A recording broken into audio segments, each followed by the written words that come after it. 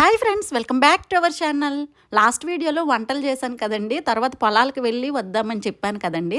కాకపోతే ఆ రోజు ఆ డే వ్లాగ్ అనేది లెంతీ పెరిగిపోద్దని ఓన్లీ అందులో వంట మాత్రమే చూపించి నెక్స్ట్ ఇప్పుడు పొలాలకు వెళ్ళడం చాలా నెలలైపోయిందండి పొలానికి వెళ్ళి. సో ఇప్పుడు నాతో పాటు మీరు కూడా రండి, మా పొలాల్లో పంటలు ఎలా ఉంటాయి, ఏం చేసాము ఏంటి అంతా కూడా ఈ వ్లాగ్లో మీతో షేర్ చేస్తాను. సో ఇప్పుడు గుంటూరు మిరపకాయలు తీసుకున్నాను, కేజీ 200, 2 కేజీలు తీసుకున్నాను. ఇప్పుడు అంతా కూడా ఆవకాయలు పచ్చళ్ళు పెట్టే కాలం కదా, సమ్మర్ వస్తుంది కదా, ముందు గుంటూరు మిరపకాయలు తీసుకొని కారం ఆడించేసుకుంటే ఒక పని అయిపోద్ది. మా సైడ్ కూడా మిరపకాయలు పండుతాయండి, కాకపోతే నాటు మిరపకాయలు అంత కారం ఎక్కువగా ఘాటు అనిపించదు.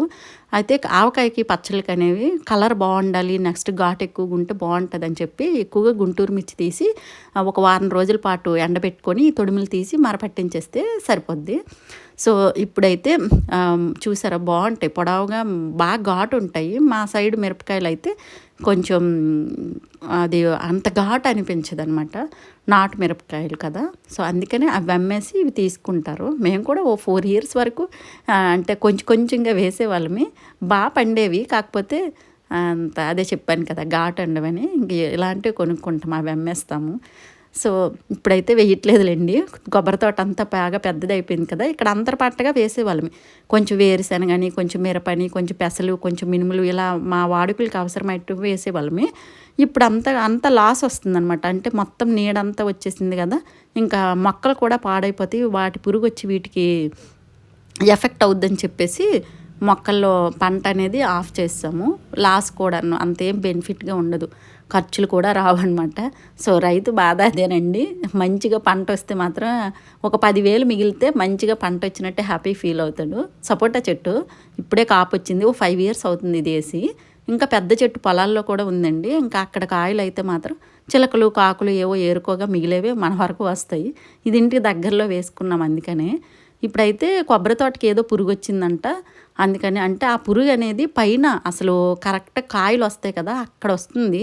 మనకి మొక్క చనిపోయినంత వరకు అక్కడ పురుగు వచ్చిందని మనకు తెలియదు, ఎందుకంటే కనిపించవు కాబట్టి. అందుకనే మా వారు ఎప్పటికప్పుడు మందులు అన్నీ స్ప్రెడ్ చేపిస్తూ ఉంటారు. ఉప్పు ఒక 20 బస్తాలు తెప్పించి మొక్కల చుట్టూ ఉప్పు వేపించడం, తర్వాత ఏదో మెడిసిన్ వాటరు మొక్కల చుట్టూ వేపిస్తున్నారు. అందుకనే వర్కర్స్ వచ్చారు, 20 నుంచి 25 మంది వరకు వచ్చినప్పుడు మనం ఇంట్లో ఉంటే కుదరదు కదా అని చెప్పేసి వాళ్ళు ఎలా చేస్తున్నారో ఏంటో కాసేపు అక్కడ నిల్చుందామని ఈరోజు ఆ పని పెట్టుకున్నాను అనమాట. కొంచెం వర్కర్స్ ఎక్కువగా ఉండేటప్పుడు మాత్రం ఇంట్లో కాస్త వంట అనేది ఫాస్ట్గా చేసేసి అత్తయ్యని కాస్త చూసి నెక్స్ట్ మళ్ళీ వీళ్ళ వైపు వెళ్తుంటాను ఇంటికి. అయితే ఇప్పుడు దగ్గర కూడాను ఇంటి దగ్గరే ఇది అంతా కూడా చేస్తున్నారు. సో మొత్తం అసలు ఎప్పటికప్పుడు ఇది దుక్కు దున్నించడం, కలుపు తీపించడం, ఎక్కువగా కలుపు బాధండి. కలుపు కోసమైతే సంవత్సరానికి 1,00,000 రూపాయల వరకు పెట్టుబడి పెడుతుంటారు. అంటే ట్రాక్టర్తో దుక్కులు దున్నించడమే కరెక్ట్, అంటే దానివల్లనే అది బ్రేక్ అవుద్ది కదా అని చెప్పి. లేదంటే అసలు వర్షాకాలంలో అయితే ఇంకా ఎక్కువగా ఉంటుంది. ఈ వర్కర్స్ ఎక్కువ మంది వచ్చారు కదా, ఒకళ్ళ తర్వాత ఒకరు అలా వరుసగా నిల్చుంటే పని తొందరగా అవుద్దని చెప్పి వాళ్ళకి అలా చెప్తున్నాను.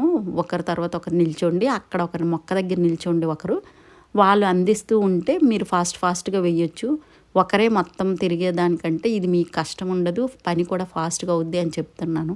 మనం కాస్త చెప్తూ కేర్ తీసుకుంటూ ఉంటేనే పొలాల్లో పనులు అనేవి జరుగుతూ ఉంటాయి. నేను అందుకే కాస్త బిజీగా ఉంటానండి. సో ఇక్కడ మొక్కజొన్న పంటకి అక్కడ అయిపోయింది, ఇక్కడికి వచ్చారు.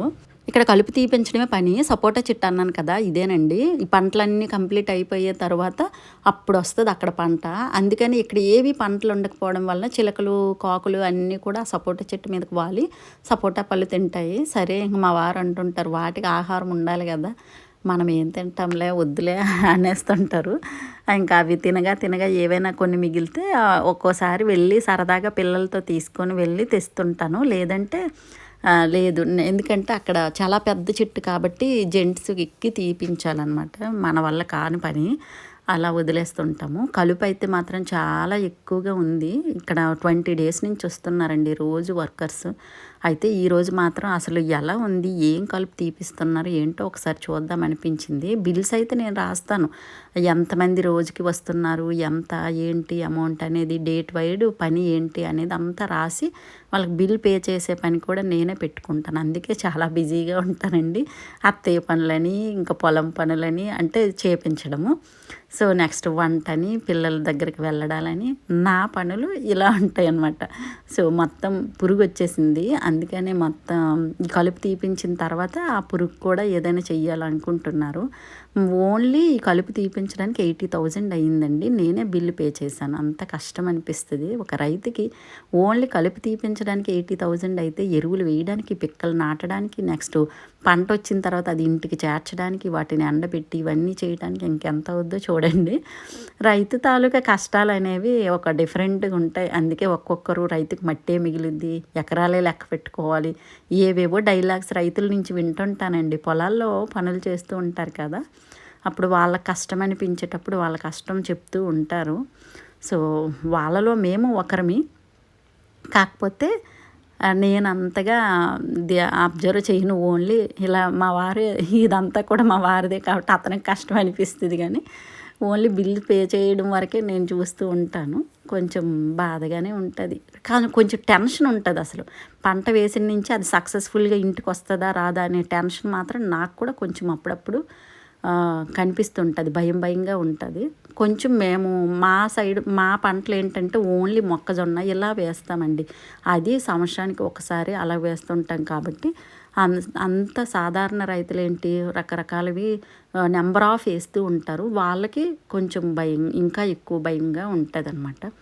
సో ఇప్పుడైతే పంట అంతా ఇలా ఉంది. ఇది ఈ కలుపు తీపించకపోతే ఇది జొన్న కంటే ఎక్కువగా స్ప్రెడ్ అయిపోద్ది, ఫాస్ట్గా పెరుగుద్దంట. అసలు మొక్కజొన్న గింజ అనేది మనం ఇంటికి తీసుకురావక్కర్లేదు అని చెప్పారు.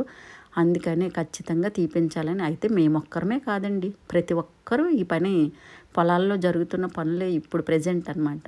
సో చాలా ఎక్కువ అసలు లేడీస్ ఏంటంటే కూర్చొని నారులా పీకుతున్నారు. అంత ఎక్కువగా ఉంది. ఇంకా అది తీపించకపోతే మాత్రం కుదరదు. అసలు ఎన్ని మందులు కొట్టినా కూడా పోలేదు. ఎప్పుడో జొన్న పిక్కలు వేసేటప్పుడు 1-2 పిక్కలు స్టార్టింగ్లో వేయాలి కదా అని చెప్పి వచ్చాను. మళ్ళీ ఇప్పుడు వచ్చానండి. ఇంకా మళ్ళీ నెక్స్ట్ ఎప్పుడు వస్తానా అనేది చూడాలి. మళ్ళీ రైతులు అంటే ఇంకా ఎవరైనా వర్కర్స్ని పెట్టేటప్పుడు అప్పుడప్పుడు నేను అవసరమైనప్పుడు వస్తుంటాను, మా వారు లేనప్పుడు. సో ఇది ఈరోజు నా డే వ్లాగ్ అనమాట. నెక్స్ట్ మళ్ళీ మరొక మంచి వ్లాగ్తో మీ ముందుకు వస్తానండి. పల్లెటూరులో డే వ్లాగ్స్ అంటే ఇప్పుడు మా పంటలు అయితే ఎలా ఉన్నాయి అనేది మీతో షేర్ చేసుకున్నాను కదా. ఇంకా మీ సైడ్ పంట ఇప్పుడు ప్రజెంట్ ఏంటి అనేది కామెంట్ బాక్స్లో కామెంట్ చేయండి ఫ్రెండ్స్. బాయ్.